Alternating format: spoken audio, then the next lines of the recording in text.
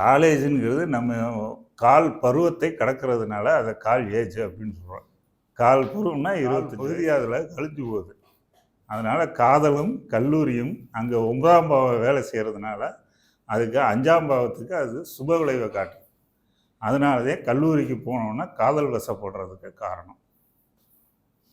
இது லக்னம் சார்ந்து வேலை செய்யும்போது 5, 9 தகாத உறவுகளையும் அது செயல்படுத்தும். அதே லக்னம் சாராமல் வேலை செஞ்சோன்னா நல்ல ஆழ்ந்த அறிவு புலமையே கொடுக்கும் 5, 9. இந்த 5, 9 நல்ல பெரிய புலவர்கள், தலைவர்கள், ஓவியர்கள், இசைக்கலைஞர்கள் இவர்களெல்லாம் இந்த 5, 9 அந்த கால் 25 வயசுக்குள்ளே அவங்கள இயற்கை ப்ரொடியூஸ் பண்ணும். அவங்களுக்குன்னு ஒரு தனித்திறமையை உருவாக்கும். இங்கே 4, 8 வேலை செய்யும்போது இந்த 5, 9 கட்டாயிருது. அவருக்குன்னு தனித்திறமை இல்லாமல் திறமையற்றவராகி அவர் கல்லூரி படிப்பே முழுமை பெறாதவராக ஆயிடுவார். ஏன்னா இந்த 5, 9ங்கிறது அந்த பருவ வயதில் வரக்கூடிய இந்த 4, 8 தசாபுத்திகள் அவருக்கு கல்வியையும் தடுக்கும், உடல் ஆரோக்கியமின்மையையும் கொடுக்கும். லக்கணம் சார்ந்ததுதான் கல்வி, லக்கணம் சார்ந்ததுதான் ஆரோக்கியம். அப்போ இந்த இடத்துல 4, 8ங்கிறது கல்வியையும் காலி பண்ணும், ஆரோக்கியத்தையும் காலி பண்ணும். இப்படித்தான் நம்ம ஒரு பாவத்தை அனலைஸ் பண்ணணும். ஒவ்வொரு பாவமும் ஒவ்வொரு இருகோணத்தில் பார்க்கணும். ஆக்சுவலாக 12 கோணத்தில் பார்க்கணும். அதுக்காக தான் ஒவ்வொரு கேள்வியையும் 12 பாவகாரகமாக மாற்றி நான் கொடுத்துருக்கேன். அந்த 12 பாவ ரிலேட்டடாக நீங்கள் பார்த்தீங்கன்னா அது 12 பாவகாரகமாக அது ஆக்டிவேட் ஆகும். இப்போ ஒரு உதாரணத்துக்கு எடுத்துக்கிட்டிங்கன்னா பாஸ்கரா ஜோதிட ரகசியம் 2ஆம் பாகம் எனக்கு இதுக்கு முன்னாடி நடந்த குரு தசையை வச்சு குரு தசை எனக்கு என்ன செய்யும் அப்படின்னு 12 பாவம் சார்ந்து அதை எடுத்து உங்களுக்கு அனலைஸ் பண்ணி காட்டியிருக்கேன். அந்த குரு தசையை நீங்கள் 12 பாவத்துக்கு நீங்கள் பிரித்து பகுத்து பார்த்தீங்கன்னா 12 பாவகாரகங்கள் அங்கே வேலை செய்யும். அதை நீங்கள் எடுத்து படிச்சிங்கன்னா இது நல்ல தெளிவாக உங்களுக்கு புரியும். இப்போ நான் சொன்ன டாப்பிக்கை போய் படிங்க. குருதசை பலகோண ஆய்வு அப்படின்னு ஒரு டாபிக் கொடுத்துருப்பேன். அந்த டாப்பிக்கில் இந்த சப்ஜெக்டை பற்றி நான் பலகோணத்தில் எப்படி ஆய்வு செய்கிறதுன்னு விளக்கியிருக்கேன். லக்னம் 4, 8 தொடர்பு கொண்டுச்சா அவருக்கு கல்வி பாதிக்கப்படும், ஆரோக்கியம் பாதிக்கப்படும் சொன்னீங்க. இப்போ 4, 8, 5, 9ஆம் பாவ சம்பந்தமான விஷயங்களையும் அவருக்கு அது மறுக்குதுன்னு எடுக்கணும். ஆமாம். அப்போ அவருக்கு 5, 9ல் இருக்கிற இறை நம்பிக்கை அல்லது பாரம்பரியமான ஒரு இது லக்னம் சார்ந்தது இறை நம்பிக்கை கிடையாது. லக்னம் சாராதது. அது லக்னம் சாராது. இறை நம்பிக்கைன்றது லக்னம் சாராதுன்னு எப்படி சார்? அதனால உங்களுக்கு எதுவும் ஆக போகிறது கிடையாது, அழிவு போகிறதும் கிடையாது. உங்களுக்கு சுகவீனம் வந்தாலே அந்த 5, 9 மறுக்கப்படும். 5, 9ங்கிறது நல்ல காம உறவு கொள்ளக்கூடிய பாவம், அது ஆரோக்கிய ஸ்தானம். 4, 8ங்கிறது ஆரோக்கியமின்மை ஸ்தானம். அதனால 5, 9க்கு 12, 4, 8 வேலை செய்கிறதுனால அவர் உடல் ஆரோக்கியம் இல்லாதனா காமத்தில் நாட்டம் இல்லாமல் இருப்பார். 4, 9, 8 வேலை செய்கிறதுனால இவர் ஆரோக்கியம் சரியில்லாதனால தெய்வ நம்பிக்கைகள் குறைஞ்சிடும். 5, 9 தெய்வ நம்பிக்கை. அதுக்கு 12, 4, 8 வேலை செய்கிறதுனால எனக்கு இறைவன் என்னை சோதிக்கிறான் அப்படின்னு சொல்லிட்டு இறைவன் மேலே ஒரு வெறுப்பு விஷயம் அவனுக்கு ஏற்படும். என்னை இவ்வளோ கஷ்டப்படுத்துகிறான், நான் நடையாக நடந்த இந்த கோயிலுக்கு எனக்கு என்ன புண்ணியம் கிடச்சிச்சு அப்படின்னு அவனே வருத்திக்குவேன் உடம்ப. இல்லை 5, 9 நீங்கள் அது ஒரு லாஜிக்கலாக அவன் திங்க் பண்ணுவான் அப்படின்னு சொல்லிட்டு எடுக்க முடியாது. 5, 9 வேலை செஞ்சுன்னா அதை மறுக்கும் போது என்ன செய்வான்? லாஜிக்கலாக திங்க் பண்ண முடியாதுல்ல. அதனால 5, 9 ஆழ்ந்த அறிவு சிந்தனைன்னு நம்ம சொல்கிறோம். இல்லை 5ஆம் பாவம் இன்ட்யூஷன் சொல்கிறோம், அதாவது உள்ளுணர்வுன்னு சொல்கிறோம். 5, 9 உள்ளுணர்வு. ஏன்னா இதை உள்ளுணர்வை மறுத்து லாஜிக்கலாக இப்படி தான் இதுக்கு என்ன காரணம் அப்படின்னு சொல்லிட்டு எடுக்கிறது மட்டுமே அவன் நம்புறவன். அது 5, 9 வேலை செஞ்சா ஒரு நாஸ்திகனாக இருக்கவனுக்கு என்ன பாவம் இருக்கான்? நீங்கள் இப்போ என்னையவே எடுத்துங்க. எனக்கு சிறு வயசுலேருந்து 17 வயசுலேருந்து நான் ஒரு பிராமின்கிட்ட தான் நடராஜ ஐயர்னு எங்கள் ஊரில் சமையல் மாஸ்டர். அவர்கிட்ட தான் நான் சிசியனாக முதல் வேலைக்கு போனதே, சமையல் மாஸ்டர்கிட்ட. நான் 17 வயசுலேருந்து 20 வயசு வரைக்கும் அவர் கூட தான் இருந்தேன். நாங்கள் எங்கள் வீட்டில் வறுமை, அவ்வளோ வறுமை. அந்த வறுமையில் அங்கே போய் வேலை பார்த்தோம். அவர் கல்யாணம் ஆகாதவர் அந்த டயத்தில். அண்ணன் தம்பி 3 பேர். அதில் இவர் மாஸ்டர், மற்றவர்களும் கடையை மெயின்டைன் பண்ணுவாங்க. என் மேலே அவ்வளோ பிரியமாக இருப்பார். குடல் எடுப்பார், சுளுக்கு எடுப்பார், மூச்சு குத்து எடுத்து விடுவார், குழந்தைகளுக்கு உரம் விழுது இல்லையா அதை எடுப்பார், மந்திரிப்பார், இம்பிட்டு வேலையை செய்வார். அவர்கிட்ட இருந்தது அவர் நல்ல பிராமணனு, தெய்வ நம்பிக்கை உடையவர் தான். ஆனால் தெய்வ பக்தியெல்லாம் அவர்கிட்ட வருஷத்துக்கு ஒரு தரம் ஐயப்பன் போவார், அவ்வளோதான்.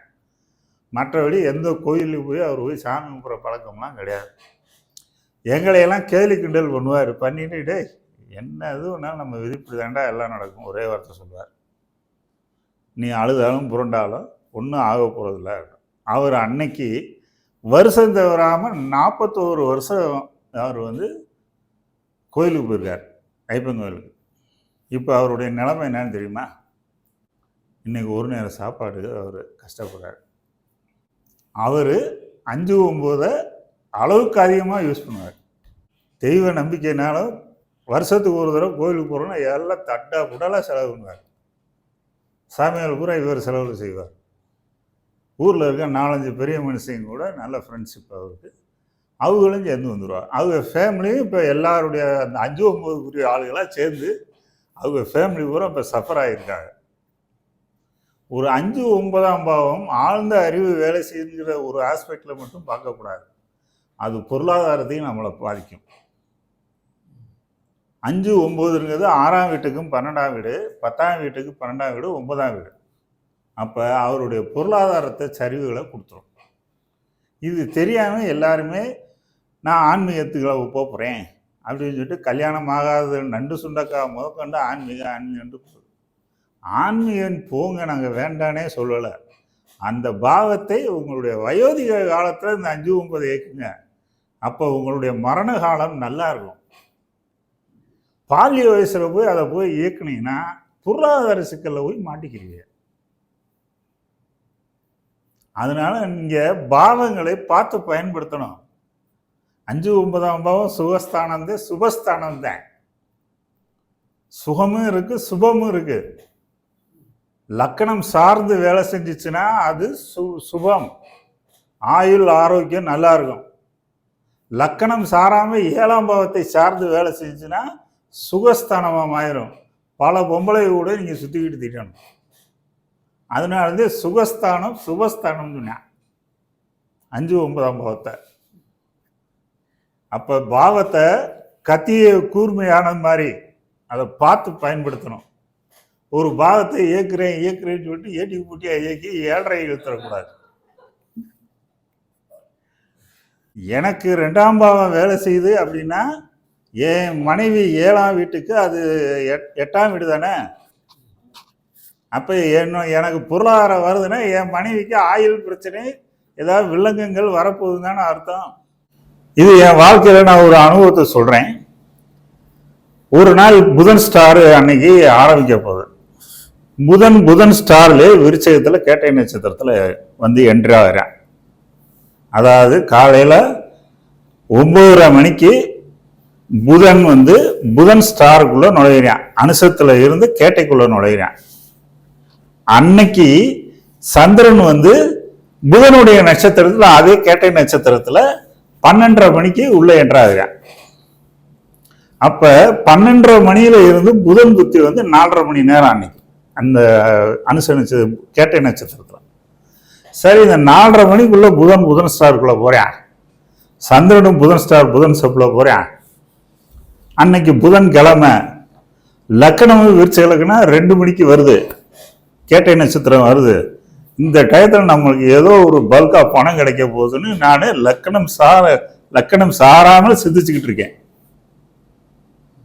நானும் 12:30 மணியில இருந்து 2:30 மணி வரைக்கும் உட்காந்துருக்கேன். சிங்கிள் பைசா வரல.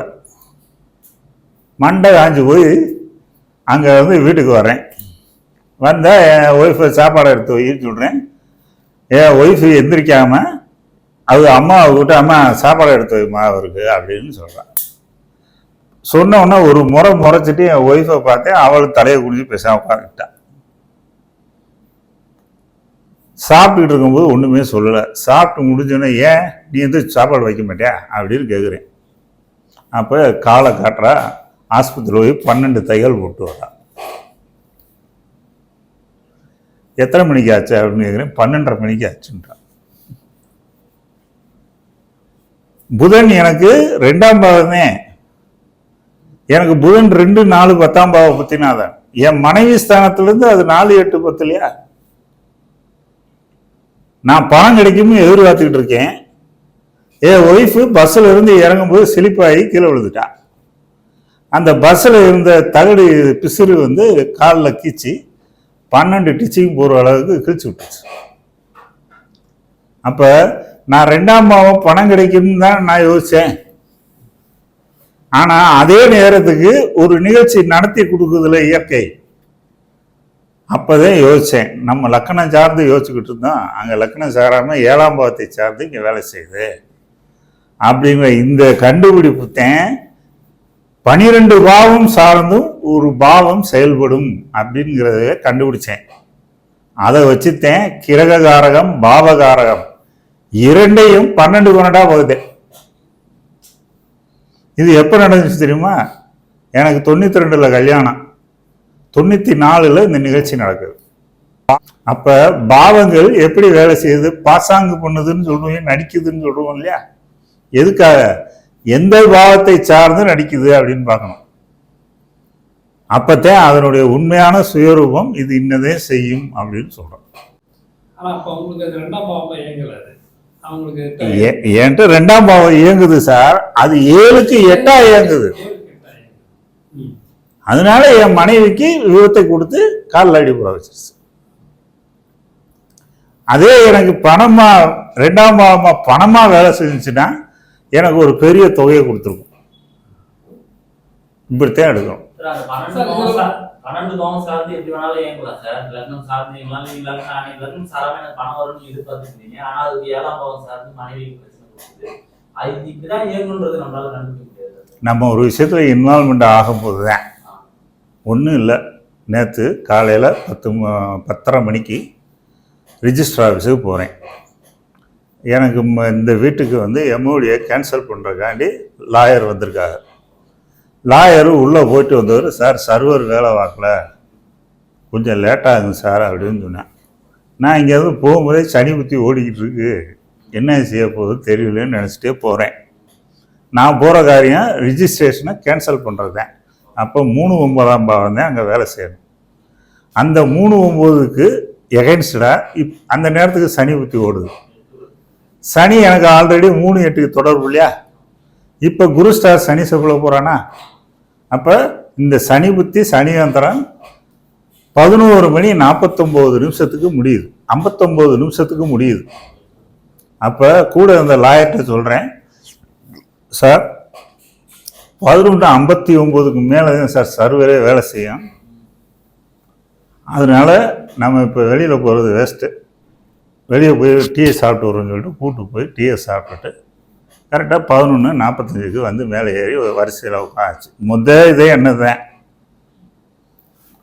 கரெக்டாக 11:49க்கு நெட்டு உட்காது போய் 3 மினிட்ஸில் வேலை முடிஞ்சிருச்சு.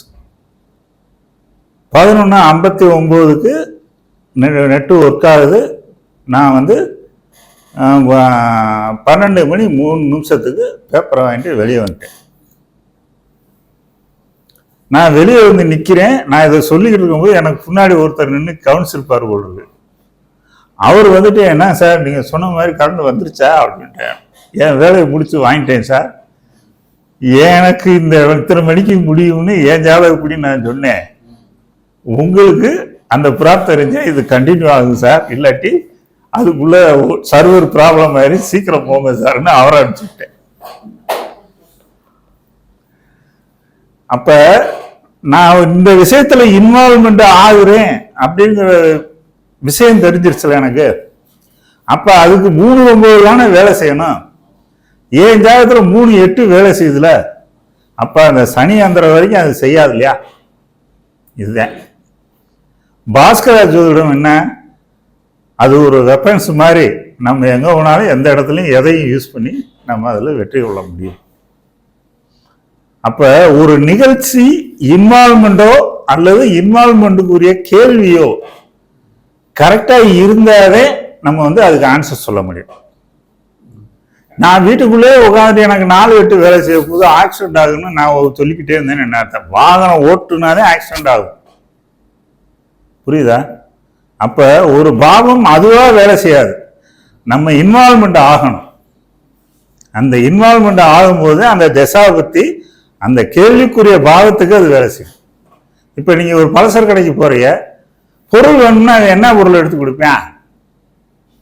நீங்க என்ன வேணும்னு சொன்னாலே அந்த இடத்துக்கு அவன் போய் பொருள் எடுத்து தர முடியும். மொத்தமா பொருள் கொடுனா கடையை எழுதி தர முடியுமா உங்களுக்கு? புரியுதா? அப்ப நம்ம ஒரு கேள்வி கேட்டாதே நம்ம வந்து அதுக்கு தகுந்த மாதிரி யோசிக்க முடியும். இப்போ ஒரு மருத்துவர்கிட்ட போறோம், மருத்துவர் நெஞ்சு வலிக்கு சார், நெஞ்சு வலின்னு ஹார்ட் அட்டாக்னு சொல்லிடுவீங்களா? உடனே அது உன்கிட்ட பேசும்போது உங்ககிட்ட என்னென்ன சிம்டம்ஸ் வெளிப்படுதுங்கிறத உள்வாங்கிட்டு இது இதாத்தான் இருக்கும் அப்படின்னு அதை அவன் ஜட்ஜ்மெண்ட் பண்ணுவான். அதுக்கு பிறகு அவன் மருந்து கொடுக்க முடியும். போன உடனே நம்ம வந்து மருந்து எடுத்து கொடுத்துட முடியாது. அதுபோல பாவங்கள்ங்கிறது பாசாங்கு பண்ணுது, நடிக்குது. அப்படின்னா உங்க கேள்விக்கு தகுந்த மாதிரி உங்களுக்கு தகுந்த மாதிரி நடிக்குது. ஒரே சந்திரன் தானே, 800 கோடி மக்கள் இருக்காங்கல்ல. அப்ப இந்த ஒரு சந்திரன் 800 கோடி மக்களுக்கு எப்படி செயல்படுறாங்க? அவரவர் பாவமுனை தொடர்புகள் எப்படி இருக்கோ அதுக்கேற்ப உங்களுக்கு வேலை செய்யும். அதுக்காண்டி எல்லாம் மேசராசிக்காரனுக்கு கூட ஒரே பலன் செஞ்சிருன்னு சொல்லக்கூடாது. சார் ஒரு சந்தேகம். முதல்ல சொன்ன ஒரு இது மாதிரி நடந்தது, உங்க ஒய்ஃபுக்கு வந்து காலில் அடிபட்டுச்சு. அவங்களுக்கு வந்து ஆக்சுவலி அது புதன் வந்து சொந்த நட்சத்திரத்துல போறதுனால அவங்களுக்கு அது 8ஆம் பாவம் வேலை செஞ்சுது இல்லைங்களா? அவங்களுக்கு 8ஆம் பாவம் வேலை செய்யல. அவங்களுக்கு 3 8ஆம் பாவம், 3 6ஆம் பாவம் வந்து புதன். அல்ல, நான் வந்து புதன் சொந்த நட்சத்திரத்துல இருக்கிறதுனால அன்னைக்கு கோச்சாரத்துல நடந்தது. அதான் புதன் சொந்த நட்சத்திரத்துல இருக்கிறதுனால அவங்களுக்கு அது 8ஆம் வீட்டு வேலையை செய்யும் இல்லையா? என் ஒய்ஃபு கும்பலகணம். ஆமா, கும்பலகணத்துக்கு அது 10ஆம் வீடு. கன்னி 8 தானே. கேட்டையில் இப்போ புதன் நட்சத்திரத்தில் போனால் 8 வேலை செய்யும் இல்லையா? அப்போ சொந்த நட்சத்திரம் கன்னி வேலை செய்யும் சார். என் ஒய்ஃபு கும்பலகணம் 8 10 அங்கே ஆக்டிவேட் ஆகுது. 8 10 ஆக்டிவேட். அந்த 8 வேலை செஞ்சதுனால தான் இந்த வந்து அவங்களுக்கு ஆக்சிடென்ட் ஆகிறதுக்கு வாய்ப்பு. ஆமாம் ஆமாம், அவங்க பயணத்தில் வந்தாங்கல்ல பஸ்ஸில், அதனால ஆச்சு. வீட்டுக்குள்ளே இருந்தாங்கன்னா அந்த 8 வேலை செய்யும். கரெக்டு. அப்போ அந்த இது வந்து உங்களுக்கு அந்த இப்போ அவங்களுக்கு வந்து உங்களோட புதன் வந்து அகேன்ஸ்டாக இருந்து அவங்களுக்கு அகேன்ஸ்டாக இருந்தோடு தான் ஆச்சு. இப்போ சப்போஸ் அவங்க வந்து வேற ஒரு லக்னமாக இருந்து அப்போ வந்து அவங்களுக்கு புதன் சாதகமாக இருந்ததுன்னா அவங்களுக்கு அது ஆகாமல் இருக்கிறதுக்கு வாய்ப்பு இருக்கு இல்லையா? அந்த நேரத்தில் என்னை சார்ந்தவர்கள் யார் எந்த விஷயத்தில் இன்வால்மெண்ட் ஆகிறார்களோ அதற்கேற்ப அந்தந்த பாவங்கள் வேலை செய்யும்.